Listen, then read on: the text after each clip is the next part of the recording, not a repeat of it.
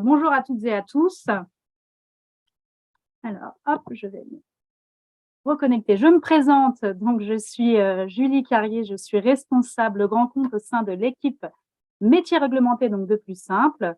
Je suis ravie de vous retrouver pour ce webinaire pour lequel nous souhaitons vous partager l'ensemble des caractéristiques de notre offre responsabilité civile professionnelle et garantie financière, donc d'une profession devenue médiatique grâce à un certain Stéphane Plaza, et à laquelle nous avons toutes et tous été confrontés au moins une fois dans notre vie. Donc, vous l'avez deviné, c'est celle d'agent immobilier.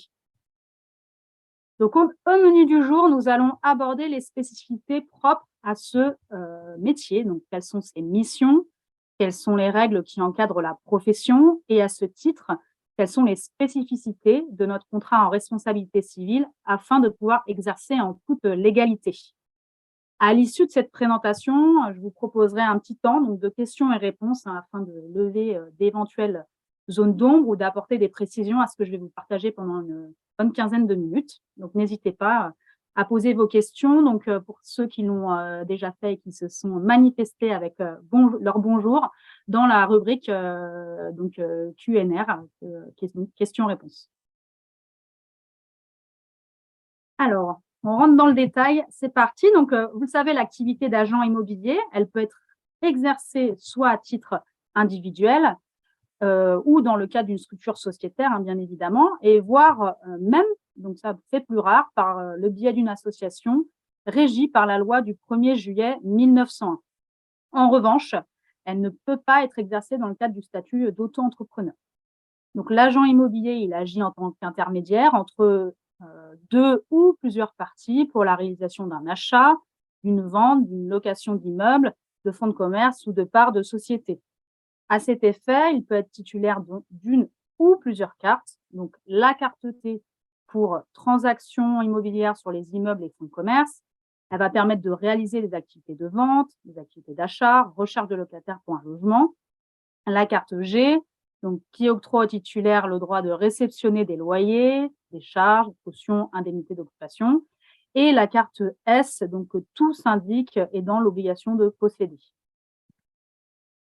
Donc, les personnes qui sont soumises à la réglementation, en plus de nos chers agents immobiliers, il y a les administrateurs de biens qui vont gérer l'entretien, les réparations, aménagements nécessaires à la conservation et mise en valeur d'immeubles qui appartiennent soit à des personnes physiques ou à des personnes morales. Vous avez également donc les syndics de copropriété, donc qui vont administrer et gérer les finances de copropriété, et également les marchands de listes. Donc, c'est une profession qui est bien connue des étudiants dans les grandes villes. C'est un professionnel qui propose des listes ou des fichiers de logements à louer ou à vendre.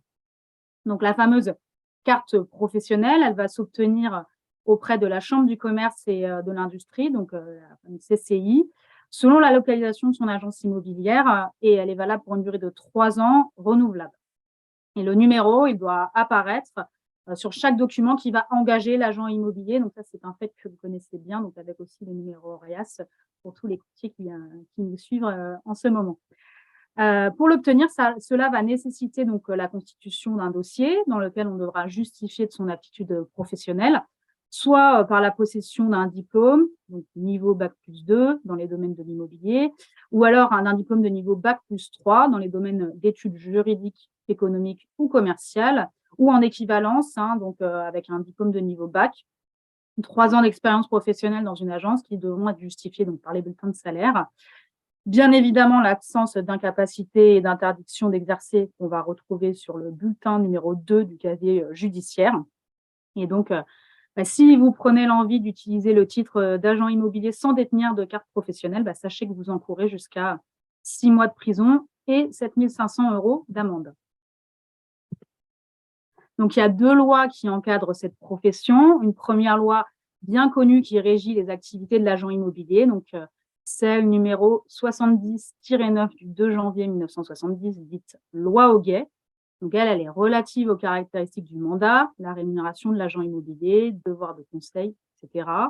Elle va établir des garanties et assurer la protection du public en indiquant le nombre de services fournis pour chaque agence et leurs coûts inhérents. Par la suite, il y a un ensemble de réglementations propres au secteur, comme la loi Allure, qui est venue en mars 2014 encadrer des pratiques abusives et développer la transparence, entre autres. Et enfin, en 2018, la loi Elan, donc pour évolution du logement et aménagement numérique, qui clarifiait à nouveau le statut des professionnels de l'immobilier auprès des particuliers. Typiquement, si un agent immobilier titulaire d'une carte professionnelle déléguait les activités à des agents commerciaux ou des négociateurs, ceux-ci ne pouvaient plus revendiquer le titre d'agent immobilier, de gestionnaire de biens ou de syndic comme ils pouvaient le faire jusqu'avant. Et donc, cette loi Elan, elle a aussi renforcé les sanctions pour les professionnels qui se feraient appeler agents immobiliers, comme on l'a vu précédemment. Donc, la question qu'on se pose, l'assurance responsabilité civile obligatoire pour ce statut, il n'y a pas beaucoup de suspense. La réponse est oui. L'agent immobilier doit impérativement souscrire une assurance contre les conséquences pécuniaires qu'il peut encourir en cas de mise en cause dans le cadre de son activité.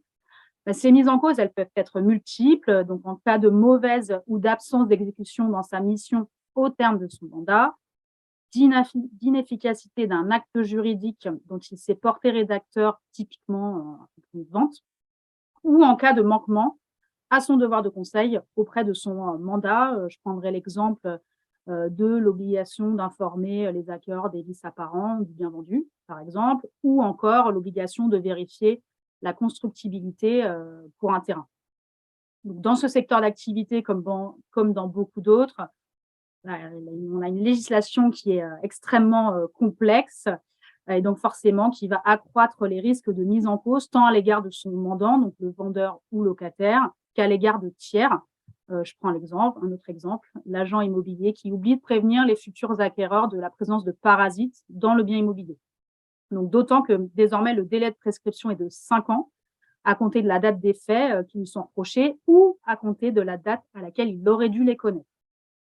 Donc, pour la partie garantie financière, on l'a vu, elle est obligatoire pour les professionnels qui souhaitent manier des fonds, c'est-à-dire percevoir des fonds de tiers, mandants, locataires, copropriétaires. Le montant de la garantie financière, il doit être au moins égal aux sommes dont l'agent immobilier est redevable à tout moment. Donc, au minimum, elle est de 110 000 €. Elle ne peut être inférieure à 30 000 € pendant les 2 premiers exercices, mais ce n'est pas une obligation pour les personnes qui ne détiennent pas de fonds. Une simple mention manuscrite lors de la demande auprès de la CCI déclarant ne pas détenir de fonds font que cette garantie financière n'est pas obligatoire. Alors, pour cette première partie, nous avons fait le tour. Donc, je vous propose de rentrer un petit peu dans le cœur du sujet, donc d'aborder cette deuxième partie qui est donc plus sur le détail de l'offre, qui est élaborée en partenariat donc, avec QBE et bien évidemment qui est adaptée à la réglementation.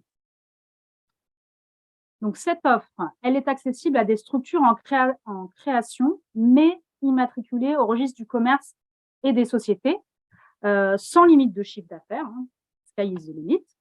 Nous couvrons l'ensemble des garanties, des activités, donc T, transaction, G, gestion et S, syndic, en un seul contrat, avec 4 montants de garantie entre guillemets standards, soit 4 plafonds d'indemnisation applicables par année d'assurance et par sinistre, et une offre sur mesure pour laquelle il faudra nous préciser le montant, donc pour les montants supérieurs à 750 000 €. Le montant de garantie, il est à définir en fait en fonction des risques inhérents à l'activité de l'agent immobilier. Ce qu'on peut recommander, c'est de sélectionner un plafond de couverture au moins égal à son chiffre d'affaires. En effet, non plus l'activité d'un agent immobilier est importante, plus le montant du risque encouru est important en cas de sinistre. Concernant la franchise, donc on a 3 niveaux de franchise, donc 750, 1 500 et 3 000 €. Je vous rappelle cette notion, c'est le montant qui va rester à charge en cas de sinistre. Ça dépendra aussi de la trésorerie de la structure et forcément, ce choix aussi aura un impact in fine sur le coût de l'assurance. Donc, sont également incluses à ce contrat, cette garantie, la garantie responsabilité civile exploitation, qui va venir couvrir les dommages causés au tiers au cours de l'exploitation de son entreprise. J'illustre typiquement un prospect qui va entrer dans l'agence immobilière, qui va chuter sur le sol fraîchement nettoyé et qui va se blesser. Là, c'est la couverture responsabilité civile exploitation qui sera mise en cause. Aussi, vous retrouverez donc une garantie défense pénale et recours. Il s'agit d'une prestation qui va consister à payer les frais et les honoraires de défense et de recours, entre autres, lorsque l'agent immobilier est poursuivi devant des juridictions répressives et ou commissions administratives à la suite d'un événement couvert par les garanties de son contrat de responsabilité civile professionnelle ou lorsque l'agent subit un dommage pour lequel il n'est pas indemnisé et qu'il souhaite agir à l'encontre de tiers. Il bénéficie au titre de cette garantie également la possibilité de rencontrer des juristes de CFDP Assurance pour être accompagné. Ainsi que donc pour compléter ces couvertures, une assurance des archives qui va prendre en compte les frais de reconstitution de tous les supports d'information, documents professionnels qui viendraient à être détériorés, perdus ou détruits par accident, par exemple. 3 niveaux de garantie financière, on l'a vu pour ceux qui manient, détiennent des fonds, donc à hauteur de 110 000 €, le montant minimum réglementaire, 200 000 € ou après sur mesure pour lequel vous pouvez nous solliciter. Et bien évidemment, donc en option, la possibilité de se couvrir en complément au titre de la multirisque professionnelle. Donc là, on va aller couvrir les sinistres survenus sur les locaux directement et biens professionnels et qui peuvent entraîner une perte d'exploitation. Et la responsabilité civile des dirigeants ou responsabilité civile des mandataires sociaux, où là, ça va venir en complément dans le cas de la mise en cause des dirigeants. Donc là, la personne physique, en cas de non-respect de dispositions législatives et réglementaires qui s'appliquent à l'entreprise ou de faute de gestion. Alors, il y a des exclusions à notre offre. On va rentrer un petit peu dans le détail. Ces exclusions, elles portent sur des professions ou des caractéristiques. Typiquement, le promoteur immobilier, marchand de biens ou encore expert immobilier qui réalise des diagnostics techniques et évaluations à valeur de marché. Ces professions, elles vont disposer de leur propre contrat en responsabilité civile qu'on ne distribuons pas chez Plus Simple. Même chose pour le traitement de l'amiante en place, qui est un risque spécifique qui va plutôt relever de garantie décennale. Je vais rajouter aussi les agents immobiliers qui génèrent plus de 15% de leurs transactions au travers des opérations de défiscalisation, type Pinel, Malraux, Girardin, pour exemple, qui ne pourront pas être couverts par cette solution. Aussi l'exercice d'activités hors de France métropolitaine, Drumcom, et la sollicitation d'une garantie devant les juridictions américaines et canadiennes. Bien évidemment, on va exclure les résiliations, mises en cause ou refus d'études de la part de QBE qui datent d'il y a moins de 5 ans. Et enfin, prérequis indispensable dans le cadre de la mise en place d'une garantie financière, une note financière de la société égale ou supérieure à 4/10, en deçà de laquelle nous ne pourrons pas donner suite à l'étude d'un dossier d'une garantie financière. Donc, enfin, vous trouvez sur cette page, je vous ai mis quelques exemples de partage de tarification selon différents profils d'agents immobiliers, donc avec des chiffres d'affaires différents, des sollicitations de cartes différentes. Donc, typiquement, pour un agent titulaire d'une carte T avec un chiffre d'affaires de 150 000 €, un besoin d'une couverture en responsabilité civile de 300 000 €, puisque avec des montants de transactions qui sont amenés à évoluer, une anticipation du chiffre d'affaires et donc une couverture plus conséquente, une franchise de 750 € et un besoin d'une garantie financière transaction de 110 000 €. Donc, on est sur un coût mensuel au titre de la responsabilité professionnelle de 75,39 € par mois et au titre de la garantie financière de 54,17 € par mois. Je vous ai mis d'autres exemples que je vous laisse consulter, donc un titulaire de carte T et carte G uniquement sur de la garantie financière et un titulaire des 3 cartes avec un chiffre d'affaires conséquent, donc de 400 000 € avec une couverture en responsabilité civile correspondante, de l'ordre de 500 000 € et une franchise de 3 000 parce qu'une belle trésorerie, donc on se retrouve avec un coût mensuel de 159,65 € par mois. là, je vous propose de partager un petit peu la porte d'entrée de notre contrat. Vous pouvez y accéder donc sur votre espace simplifieur en générant un nouveau devis. Vous allez retrouver l'offre éligible avec le SIRET de votre client agent immobilier. Après, il n'y a plus qu'à se laisser porter en renseignant l'effectif, les honoraires actuels, les honoraires à venir, le type d'activité. Donc, vous allez voir transaction, gestion, indique, cas échéant, le niveau de garantie, franchise, quelques autres questions annexes, bien évidemment, sur la territorialité des activités, la mise en cause, etc. Vous avez l'habitude pour ceux qui tarifient sur notre portail. Et puis, vous accédez à l'issue de ça directement à la finalisation du devis en responsabilité civile. La possibilité, comme dans le cadre de toutes les offres plus simples, d'envoyer pour signature électronique ce devis et de le transformer en contrat en l'espace de quelques clics auprès de votre client. Donc, le terrain de jeu sur cette offre-là, il est plutôt grand, puisque au dernier recensement, on comptait pas moins de 30 000 agents immobiliers. Donc, il s'agit d'un levier de diversification que je vous invite à explorer et exploiter. Donc, enfin, pour terminer cette partie de ma présentation, je vais me permettre un petit anglicisme et je vous propose donc un petit teasing sur notre future offre à venir, puisque le marché de l'immobilier compte d'autres professions qu'agents immobiliers, on les a évoquées tout à l'heure. Donc, ce sont nos fameux agents commerciaux mandatés, négociateurs immobiliers mandatés par une agence immobilière. Donc, avec la possibilité à votre main, très prochainement, de proposer une couverture en responsabilité civile pour ces 50 000 agents commerciaux en immobilier. Cette offre sera portée par AXA.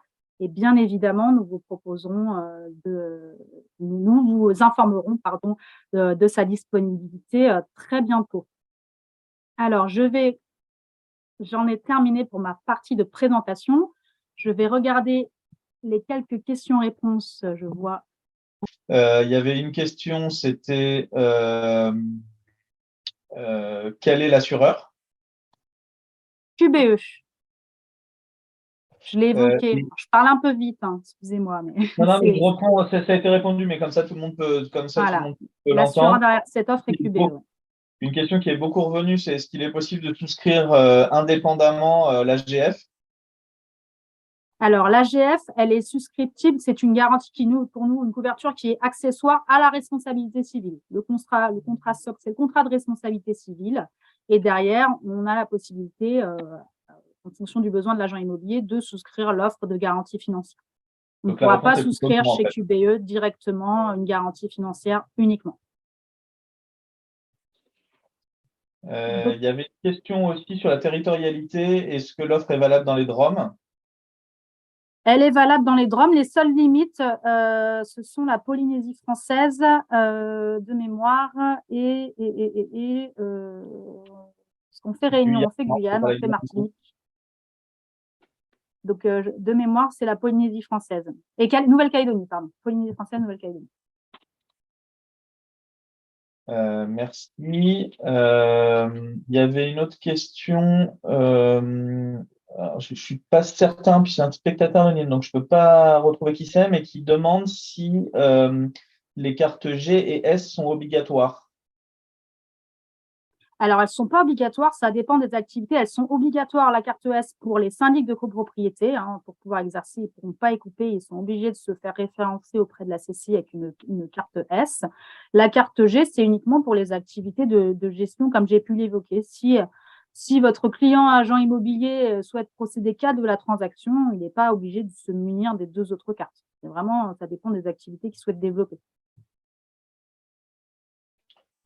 Ok, il y a une question qui revient sur les types de cartes à souscrire en GF.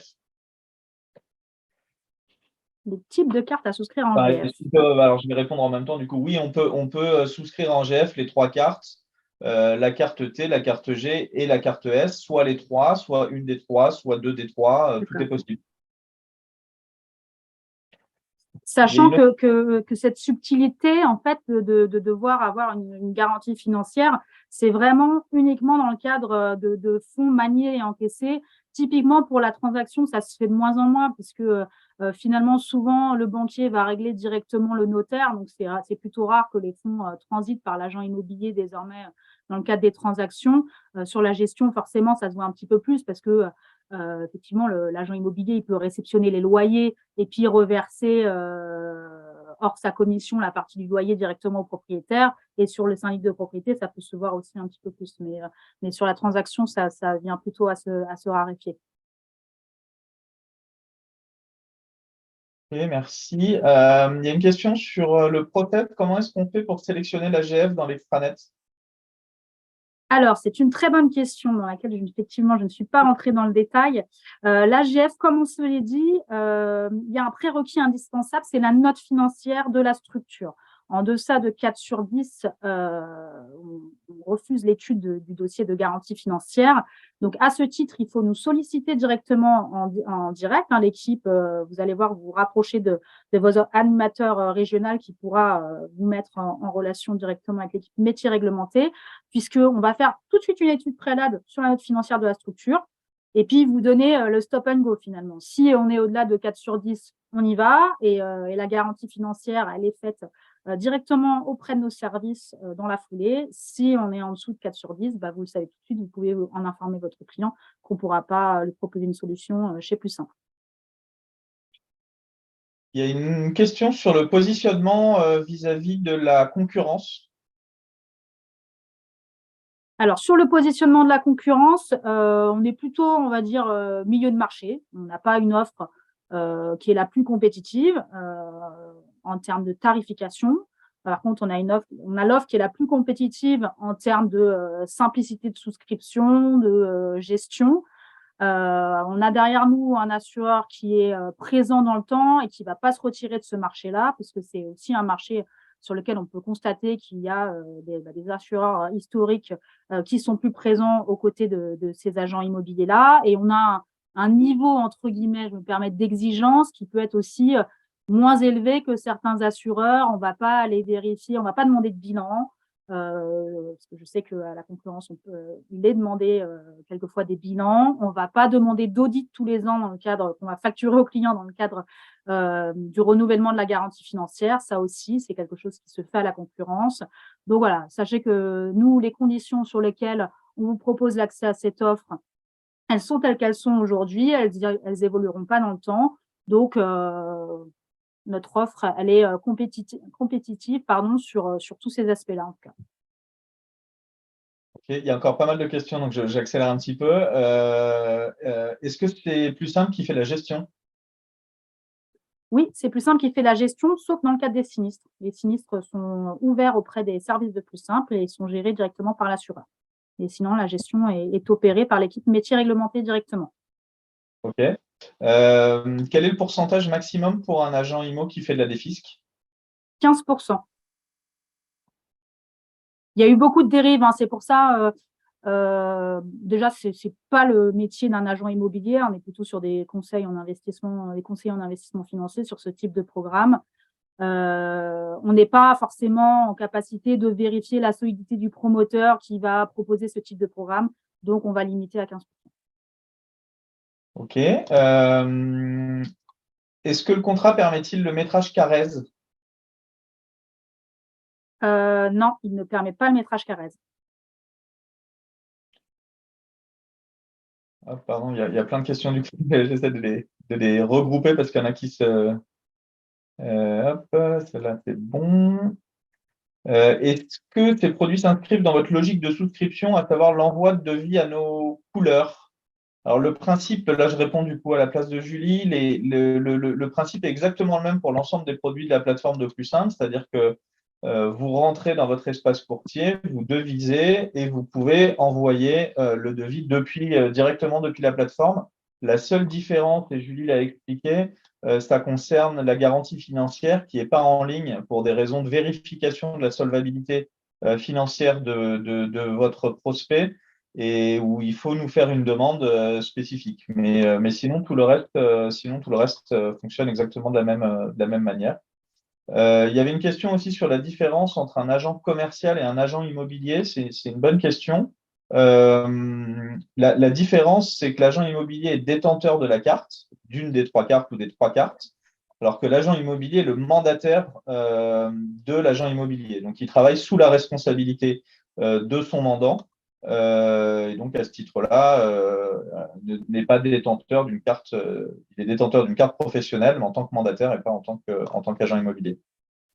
Il y a une question sur quand est-ce que cette offre sera disponible.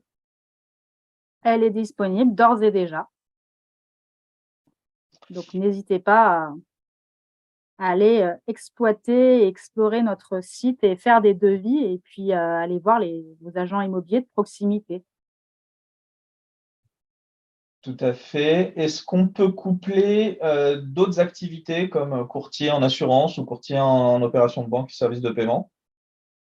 Alors, en accessoire, pas sur ce contrat-là. Après, à la marge, hein, c'est toujours des études qu'on peut faire au préalable. Si vous avez un agent immobilier qui est mandataire, ben, on lui souscrira un contrat, une responsabilité civile agent immobilier, une responsabilité civile mandataire. On n'a pas la possibilité, hein, de toute façon, ce sont deux activités bien distinctes, de coupler plusieurs activités, que ce soit courtier ou mandataire. À l'inverse, sur un courtier, typiquement dont c'est l'activité principale et qui, de façon accessoire, de temps à autre, fait de la transaction immobilière. Là, dans ce cas, oui, on va pouvoir le rajouter en activité complémentaire à son contrat de responsabilité civile courtier.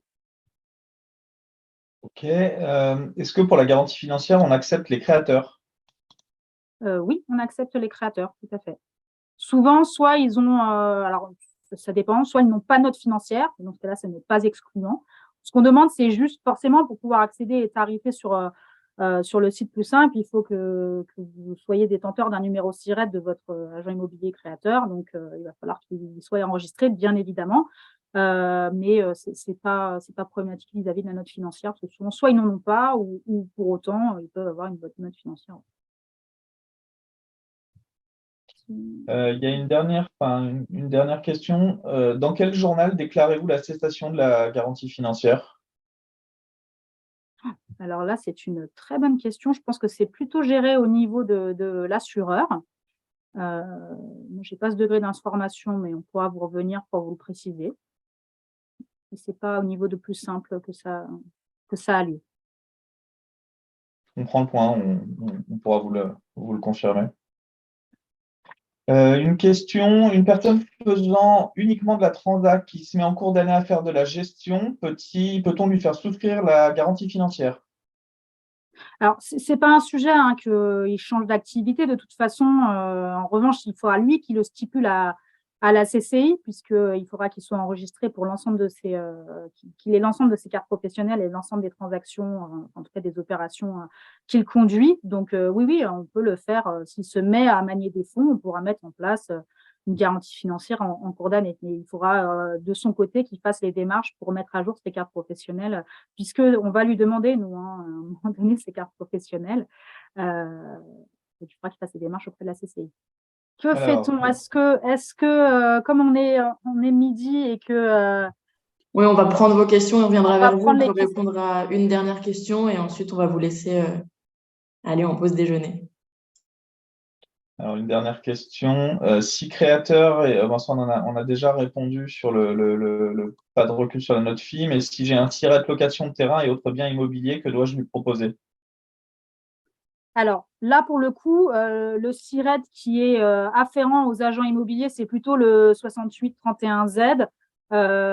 S'il a été enregistré en plan de location de terrain et autres biens immobiliers, et donc le SIRET est différent, et que c'est par exemple une activité complémentaire, s'il a besoin d'une couverture en responsabilité civile parce qu'il fait de la transaction, on va pouvoir l'enregistrer. Il n'y a pas de sujet. Mais ça va vraiment dépendre de ses activités. Si c'est ponctuellement une opération de transaction, on ne va pas y aller parce que de toute façon, comme on a pu vous l'expliquer, il y a tout un certain nombre de démarches pour être éligible au statut d'agent immobilier.